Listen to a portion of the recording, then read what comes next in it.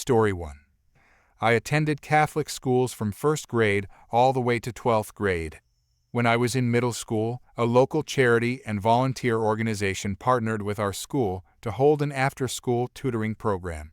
Twice a week, volunteers came to help students with their homework, and it became a regular part of our school routine. I decided to join and participated in this program throughout my middle school years. One of the highlights of this program was the opportunity for 8th graders to earn scholarships for private high schools. These scholarships were awarded to students who met specific requirements and intended to continue their education at a private institution.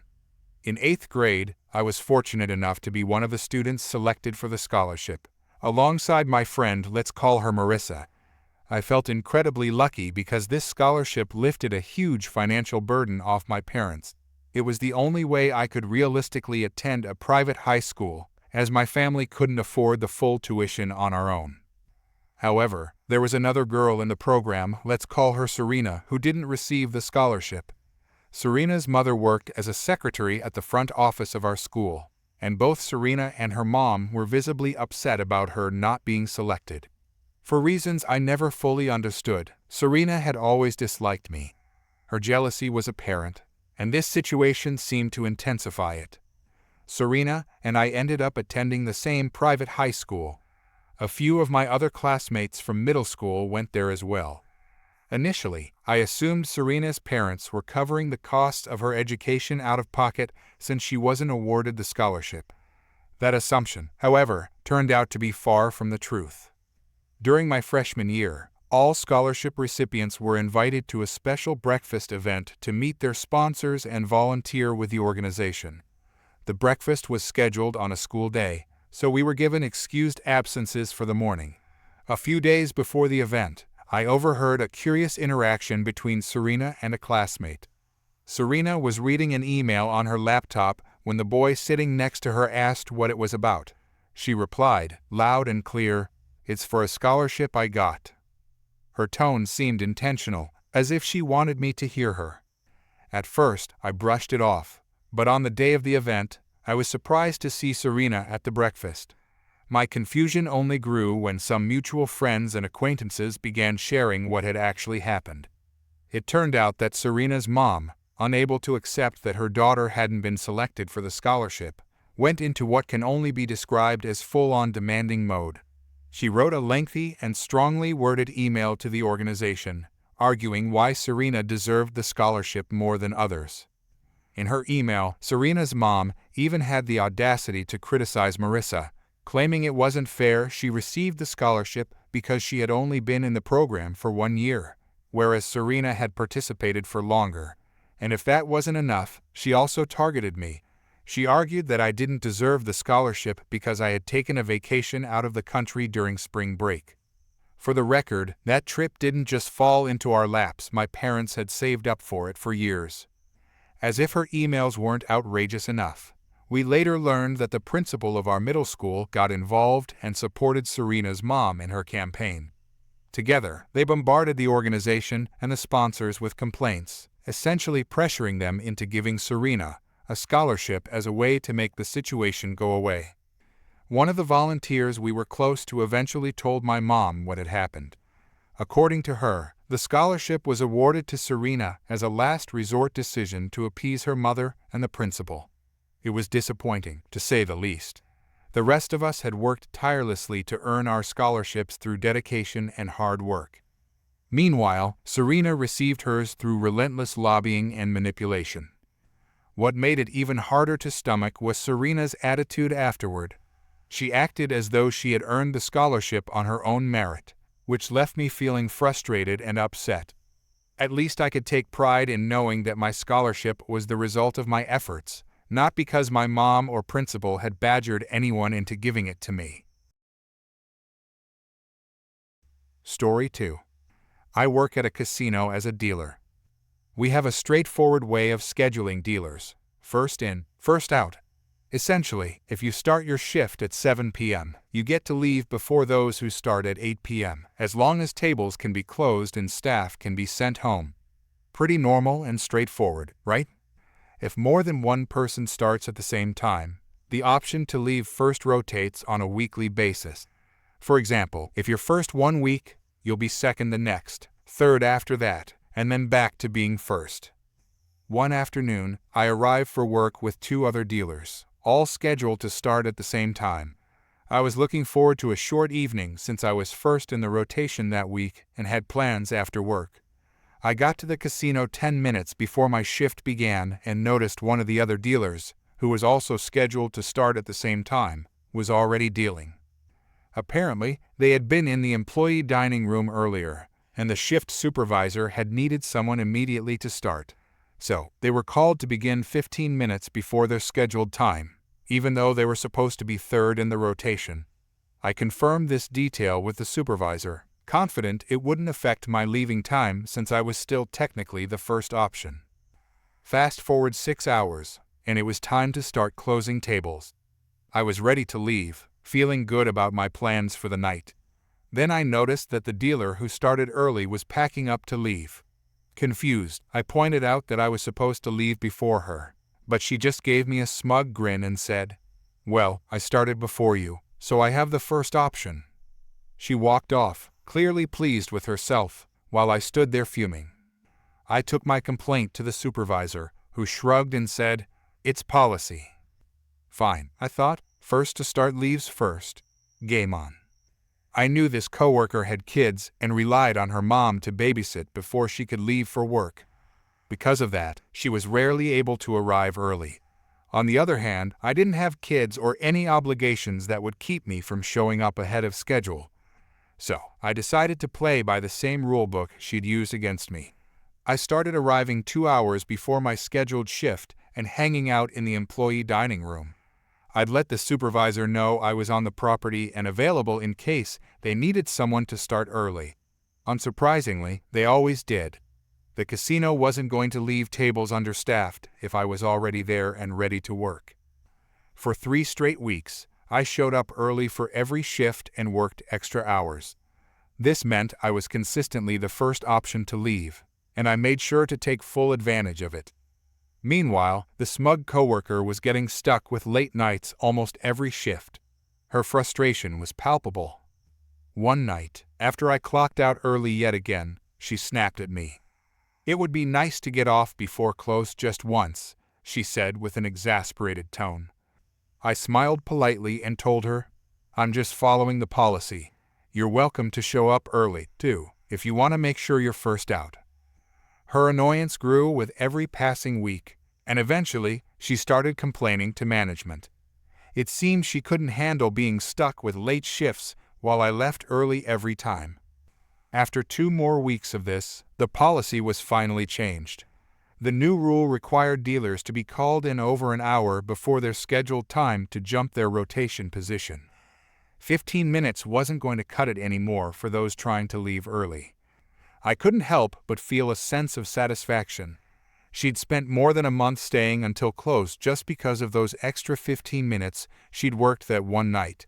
I'd made my point, all while following the very rules she had so eagerly used to her own advantage. Edit to answer some questions I'm seeing and give some clarification. Yes, I did show up 2 hours early for my shift. However, I was paid for nearly all of that extra time since I was always asked to start early. Given that I was on property and available, I ended up working more hours than usual and, consequently, made more money during this period. As for the difference in time leaving work, it was quite substantial. The first option typically leaves around 9 p.m. to 10 p.m., while the second and third options usually leave around 2 a.m. to 3 a.m., depending on business. My property is known as K-Korner, so the volume of hours worked doesn't matter as much to us in the grand scheme of things. To provide some context, my coworker isn't exactly easy to get along with. She's had disagreements with nearly every other dealer at some point. She has a tendency to quote policy when it works in her favor, but will disregard or criticize the same policy as soon as it doesn't benefit her. If she had an important personal reason, like childcare issues or something more urgent, I would have happily let her take my first option. After all, my plans weren't as crucial as something like childcare. It wasn't the situation itself that bothered me, it was the underhanded way she went about it. coupled with her snarky comment and smug grin. That's what motivated me to take action. As for the EO list, we used to have it, but it caused problems. People would show up several hours early just to sign it, go home, and then come back later. Naturally, this led to frustration, and management decided to limit it to 1 hour before your shift started. This still caused issues, so the rule was changed again. You can't sign the EO list until you're actually clocked in and in the pit. This resulted in dealers showing up early and camping near the time clock, like it was some kind of sale event. So, the EO list was ultimately scrapped. To be honest, I consider this whole situation to be an example of malicious compliance. My coworker was eager to point out that the option rotation was policy, and the supervisor backed her up on that. I was simply following the policy, too, but I took it to a much more extreme level. And in the end, the policy was changed, just as I had hoped. Story 3. Then everything unraveled in quick succession. First, our mom passed away. Noah struggled deeply with losing her after having so little time to reconnect with her. Shortly after, his therapy dog died, and when the pandemic hit, it became too much for him to handle. Noah turned increasingly to his vices, and his drinking worsened. One early Wednesday morning, at around 5 o'clock, I was jolted awake by a call from an unknown number. It was James. He had gotten my number from Sam. With a strained voice, he told me that Noah had been in a car crash. Noah was at fault. Thankfully, no one else was hurt, but Noah had not survived the accident. Because Noah had never officially severed legal ties with James, James was still listed as his next of kin. That meant James was the one notified by the authorities, the one who would receive the life insurance payout, and the only person authorized to handle Noah's final arrangements. The next few days remain a blur in my memory. The only vivid moment I recall is James showing up at my doorstep, wailing dramatically about how God could take his son. Hearing those words from the man who had caused Noah so much pain made me want to scream. This was the same man who had tormented Noah to the point where he couldn't eat in public without becoming physically ill. The same man who had subjected him to years of trauma. Noah once confided to me that if he had known the day of his death in advance, he might have taken James with him. James took half of Noah's life insurance payout for himself and divided the remainder between Sam and me, after deducting taxes. He called this fair.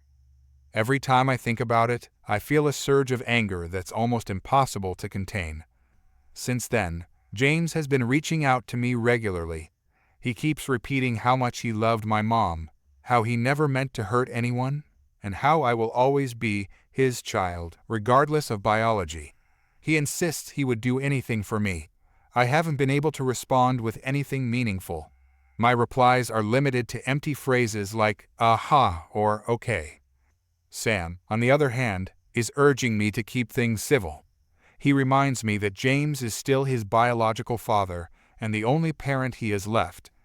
But I can't bring myself to feel the same way. All I want is for James to disappear from my life permanently. Maybe that makes me a terrible person, but I can't find it in myself to feel guilty about that.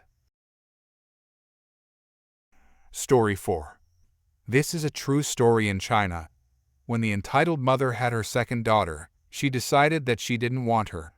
You see, while the family was given special permission to have 2 children, as opposed to the one-child policy, they wanted a son, and this extra girl is just an inconvenience taking up the precious spot for a boy. So, they abandoned her without hesitation. The next year, the entitled mother got pregnant with a boy who was spoiled to death in the family. The girl ended up with a man more than 300 kilometers away from her original village. He and his wife had 3 pregnancies, but all ended up as miscarriage, so they adopted the girl, but divorced soon after because of the stress that came with the adoption. For 16 years, he had been raising his adopted daughter on his own. This man is just a crab farmer and is nowhere rich, but he loved the girl as his own daughter. They were living a quiet and happy life together, until one day the entitled mother turned up. Turns out, the son got leukemia and needed bone marrow, and no one in the family had a match. so they turned to the daughter they abandoned 16 years ago, hoping that she would be a match. The father felt sorry for the 14-year-old boy. He agreed to take the girl to a hospital for a test, but he was afraid that the girl would know she was abandoned for her gender, so he made the entitled mother promise to not tell her that she's adopted. The girl was a match and agreed to the procedure, under the impression that she was donating for a stranger. The adoptive father then asked for a bond for the girl's health. In the beginning, he was misled into thinking that it would be as simple as donating blood. However, when the doctors told him that donating bone marrow is a risky procedure, he was worried that if there is any complication he won't have any means to save his daughter. The money would be returned to the entitled mother if the girl remains complication-free when she's married. The mother refused. Then the father said don't worry about the money, but the surgery needs to be near where he is living, so he can take care of his daughter and work. The mother refused again, saying that it would be more expensive for them. The father hesitated, and the entitled mother exploded. She, her husband, and their eldest daughter marched to the girls' school right after class, stopped the car the girl was in, pulled open the door, grabbed the girl by her arm, and started yelling at her that she was adopted. They are her real family, and she needs to save her younger brother. The teachers had to physically intervene to stop them from taking her away. A bystander called the police. Even in the police station, the entitled mother kept pressuring the girl for her bone marrow. The girl was in shock after knowing that she was adopted in such a violent way, and cried for a whole night. This put her into a lot of psychological stress. The next day, the entitled mother printed out hundreds of open letters, calling both the girl and her father by name, saying that they are cold-blooded, and the girl, in particular, is ignorant and doesn't understand morals. She even brought up the fact that the adoptive father experienced miscarriages to insult him. She emphasized that the boy is the girl's biological brother. She bolded that, just to put more pressure on the girl.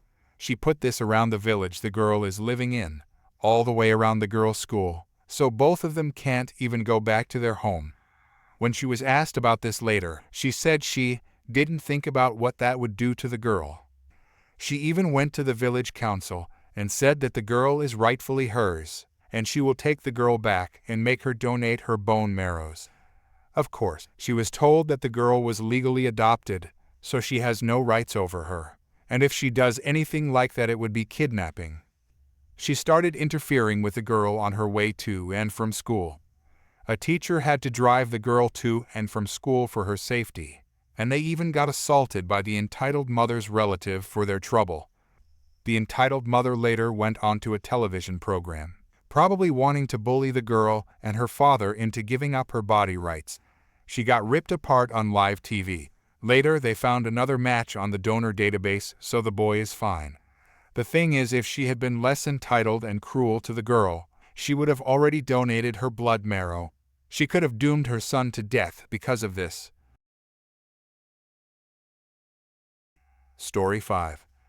Okay, so I've talked about this manager many times in posts, but today, I decided to summarize the insanity I endured under this area manager's reign of terror. For the sake of this story, I'll call her Karen. For context, I was a guy working in a United Kingdom Burger King, pulling roughly 90 hours a week. I also had a union contract that turned out to be the perfect shield against this woman. Please note that all dialogue reflects the sentiment of the individuals involved, but may not be verbatim. Whenever Karen and I butted heads, she genuinely couldn't fire me without causing significant problems for herself. I had been on track to become a manager under the previous area manager before Karen replaced him during a corporate takeover. After the takeover, she reshuffled the 115 managers under her jurisdiction. What kind of reshuffling? She fired 82 of the 115 managers across 21 restaurants, though technically only 20, as she had already structured her own store exactly how she wanted it. She had a little lackey who followed her around, helping her with her endless schemes or, more likely, acting as her legal shield. Let's call him Kevin, because he was essentially her dim-witted minion. Now, let's get into the madness. After Karen's purge, there was suddenly a shortage of people who could handle basic managerial duties like processing orders or completing paperwork. The only manager left at my store was a trainee who had no actual training before the purge. And guess who was tasked with training this manager? Yep, me, the guy she claimed was too irresponsible to become a manager. Here's something you should know about running a restaurant. If you don't stay on top of paperwork or food orders, you will run out of stock. Unsurprisingly, Karen decided not to process the food orders for any restaurant other than her own. She was supposed to assign someone to manage deliveries, but that didn't happen. The result? A week of chaos, with 20 restaurants scrambling in a group chat to figure out how to place orders and keep their stores running. Once we finally managed to submit our orders, we contacted Karen to expedite them. Karen, it'll get there when it gets there. Me, I've got enough food for less than a day. If you don't process this order by morning, we'll have to close the restaurants that don't get deliveries. Karen, you can't do that. You need to serve customers. Me, what exactly am I supposed to serve them? Karen, air sandwiches. Either sort this out, or I'll handle it myself. I hung up. Needless to say, our working relationship was far from cordial, but I knew my rights. The next day, there were still no deliveries. I locked the doors and put up a sign. Dear customers, we're sorry to inform you that due to a lack of food and drink, we cannot serve you. We look forward to getting back to work and seeing you soon. From your neighborhood Burger King. For added impact, I made sure all the other closed stores displayed the same sign. By midday, Karen's boss, Dave, called me. Dave, a man so basic and unimaginative that he could have been the human embodiment of a boiled egg, asked why all the stores were closed. I explained the situation, detailing Karen's mismanagement and my efforts to keep things running. Dave, so, do you have anything to sell at all? Me, I've got a few veggie burger patties and some salads. That's it. Even the soda machines are empty. Dave, what has Karen said about this? Me, deliveries will get there when they get there. Dave, unbelievable. I'll do my best to have deliveries sent tomorrow. Me, you might want to do that for all 20 stores. The only one with stock is Karen's. Dave, of course it is. After some back and forth, I made it clear that the workers deserved to be compensated for the hours they'd lost due to this fiasco. Dave agreed, asking for the timesheets. Dave, wait, who's handling the hours there? Me. Same person doing the orders and keeping the place running. Me. Dave, and you're not a manager? Me. I was in training before Karen took over. Dave, you sound more qualified than her. Me. A monkey with a typewriter would be more qualified. We ended the call with him promising to address the issue. The next morning, deliveries arrived. Coordinating the reopening was a challenge since I wasn't officially a manager, and I had no authority to compel the staff. But I managed by calling in favors and appealing to people's desperation for hours. And thus began my ongoing battle with Karen and her chaotic management style. How to get a bonus? The first thing I noticed about Karen's new batch of managers who she wanted me to train was that she didn't exactly pick the best and brightest. Instead, she hired loyalists, not leaders. There were a few decent ones here and there, but they were the rare exceptions. Most of the new managers were just bullies, so I kicked them out of the restaurant myself and called the hand the higher-ups to say, never send them back. It might sound crazy, but because of my union ties, I had a bit of leverage within the company to deal with hostile managers. I could essentially ask them to leave and report their actions to upper management. After a couple of weeks of managers being sent away from me, Kevin decided to show up in person to have a chat. He was probably fed up with sending people my way, only for them to be rejected or dismissed. So, we went into the dry store, where all unofficial yelling matches between superiors happened. Kevin, why can't you just train the managers we send you? Me, because they're a never-ending sea of idiots and bullies. If you send someone more like Annie and Paco, I'll train them. Otherwise, I'll send them away. Kevin, it's not your decision who we hire.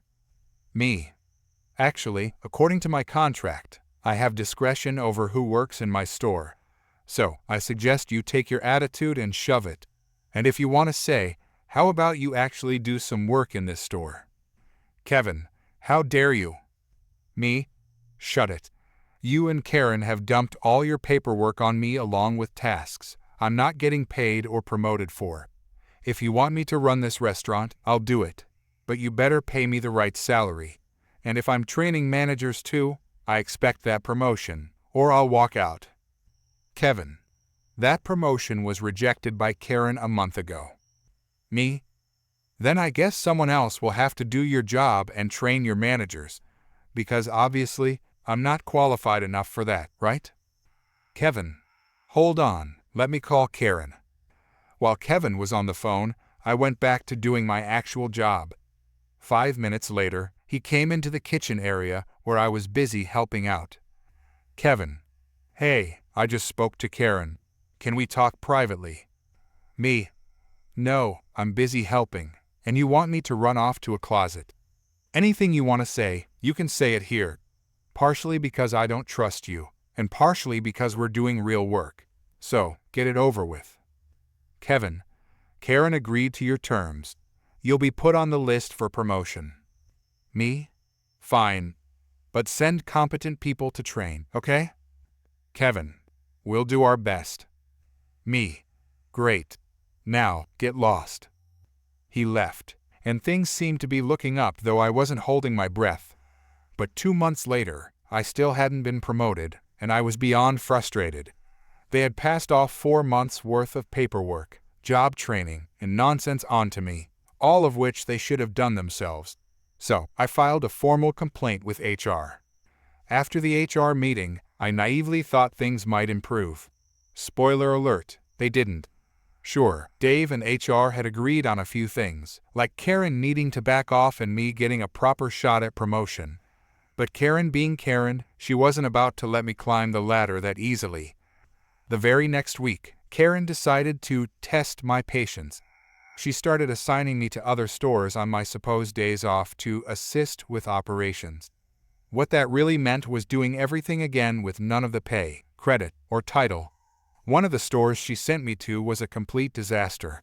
No one knew how to handle the tills. The kitchen staff barely spoke English, which wasn't the issue. They just hadn't been trained in any language, and the manager had disappeared halfway through the shift. I walked into what could only be described as the fast food apocalypse. After a frantic 6-hour shift of damage control, I sent Karen a message. Me. Just fix Store 14's disaster of a shift. I'm not even supposed to be here today. Who's getting fired for this mess? Karen, it's good experience for you. If you want to be a manager, you need to be able to handle situations like this. Me. Karen, I'm not a manager. I'm an employee covering for your incompetence. Big difference. Karen, just do your job. I didn't reply. Instead, I filed another formal complaint with HR, attaching a full report of what happened at Store 14. HR wasn't happy. Dave wasn't happy. But Karen? Oh, Karen didn't care. She just kept throwing curveballs my way, probably thinking she could grind me down. Spoiler alert again, I don't grind down. I double down. The day I took over. A month later, my store manager trainee, who I was still training, finally got their feet under them, so I wasn't covering their shifts anymore. That's when Karen thought she could pull another fast one. She scheduled a pop-in inspection for my store without notice. Normally, she'd bring Kevin along for these, but this time she showed up alone. Big mistake. Karen strutted in, clipboard in hand, with her usual air of self-importance. She immediately started pointing out things that were wrong, like a speck of dust on the counter or a fry being slightly overcooked. I could see where this was going. She wanted to find an excuse to put me in my place. Then she made her fatal error. She walked into the dry store where 2 staff members were taking inventory and barked, "Why are you wasting time in here? Get back to the front." I stepped in immediately. "Karen, they're taking inventory. You'd know that if you bothered to read the schedule I sent you." Karen turned to me, clearly annoyed. "You don't tell me how to run my stores." Oh, but I do tell you when you're wrong. And right now, you're wasting everyone's time. If you'd like to be productive, I'd suggest grabbing a mop and helping the team. The look on her face was priceless.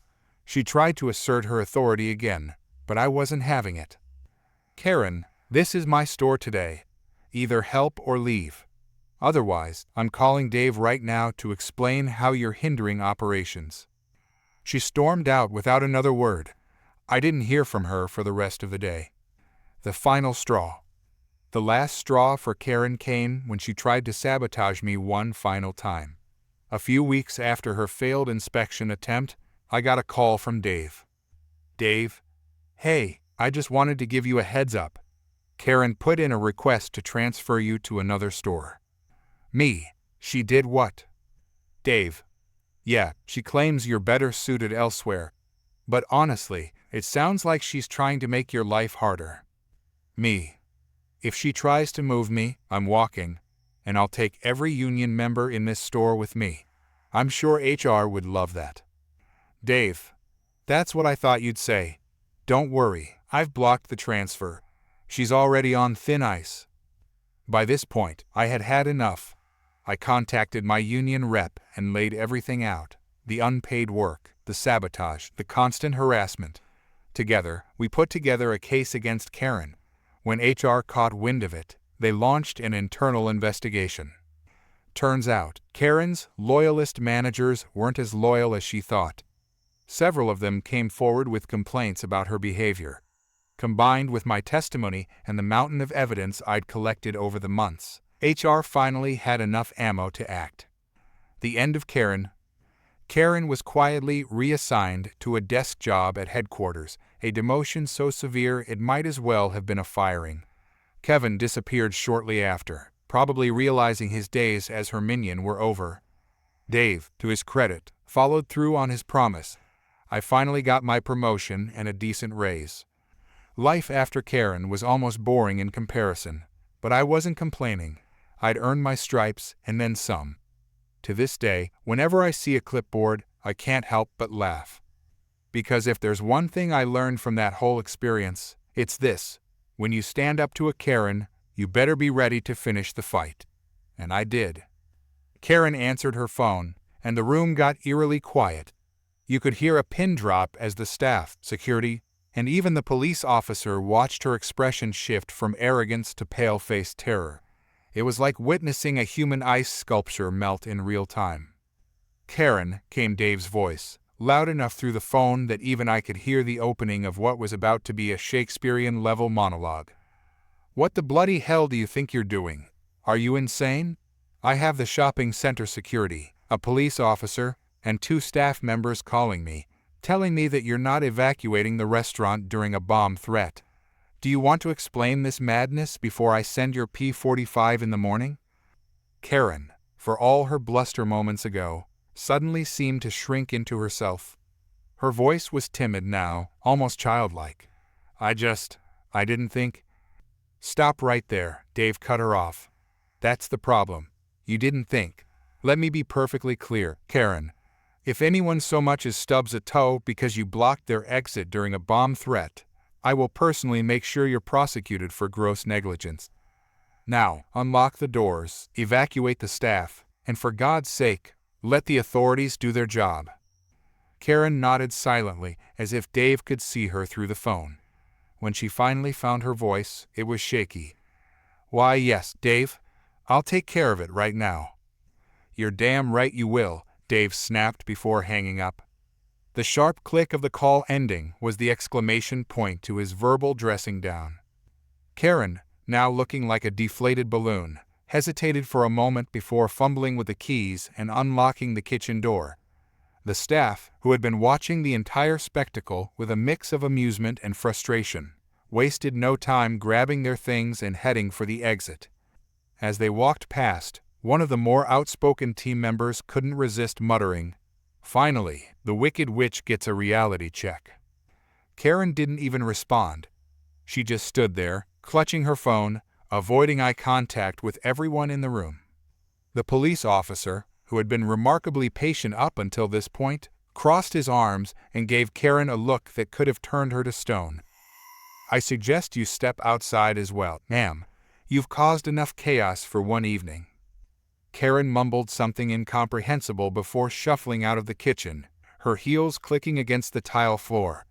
The officer turned to me and gave a small nod of approval. "You handled that better than most would have. Hopefully, she learns her lesson." "Appreciate it, officer," I said with a weary smile. "Though, honestly, I think we both know she probably won't." Once the staff had evacuated and the doors were locked, I lingered outside for a moment, watching as the police cordoned off the area. Karen was standing a few feet away, looking like she wanted the ground to swallow her whole. I didn't feel bad for her, not even a little. Her actions could have cost lives, and I wasn't about to let that slide. As I turned to leave, Karen tried to approach me. Lucky, I held up a hand to stop her. "Don't. Just don't. You've done enough for one day." Without waiting for her response, I walked away, leaving her standing there in the fading light of the evening. The next day, I found out from Annie that Dave had ordered Karen to take mandatory leave while an internal investigation was conducted. Rumor had it that the higher-ups were considering replacing her entirely. I didn't care what happened to her, as long as she was out of my hair and out of the restaurant. In the end, the bomb in the harbor turned out to be an old, diffused shell from World War II, but the evacuation had been necessary just in case. It wasn't the explosive device that shook us all that day, though it was Karen's absolute disregard for human life. And while I don't believe in karma, watching her face the consequences of her actions was pretty damn satisfying. Sometimes, the universe has a way of taking out the trash.